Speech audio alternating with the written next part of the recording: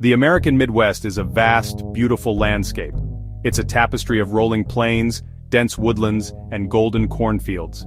And living within this incredible habitat is one of North America's most iconic animals. I'm talking about the white-tailed deer.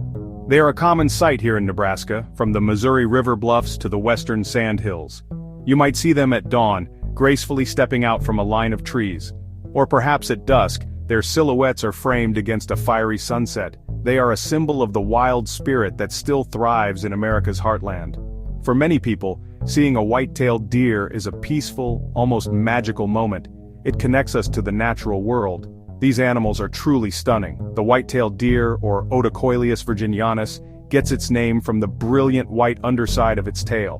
When it senses danger, that tail shoots up like a flag. This is a clear signal to other deer in the area that a threat is near. It's an effective and instantaneous alarm system. Their coats change with the seasons. The life of a white-tailed deer is a constant search for food. They are herbivores, which means their diet is entirely plant-based. What they eat depends on the season and what's available. In the spring and summer, their menu is rich and varied. They feast on tender green leaves, fresh shoots, and wildflowers. They'll also browse on agricultural crops, which sometimes puts them in conflict with farmers. Corn soybeans are particularly tempting delicacies for a hungry deer. They are surprisingly picky eaters, often selecting the most nutritious and easily digestible parts of a plant. This selective feeding helps them build up the fat reserves they'll need for the tougher months ahead. As autumn arrives, their diet shifts: acorns, nuts, and fallen fruits. These high-fat foods are essential for surviving the harsh Nebraska winter. During this time, every calorie counts. The deer must eat enough to sustain themselves when food becomes scarce. When the snow falls and blankets the landscape, finding a meal becomes a real challenge. They are forced to rely on woody browse. But there are whispers in the remote corners of the Midwest, old stories shared in hushed tones, campfires, dusty rural taverns.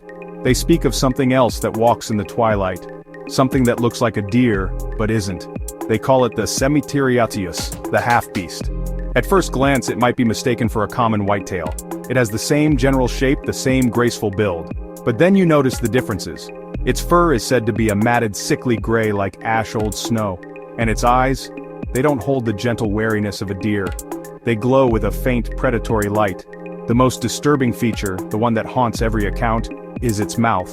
Witnesses claim the Semitiriatius has a mouth that is unnaturally wide, often pulled back in a grotesque, human-like grin.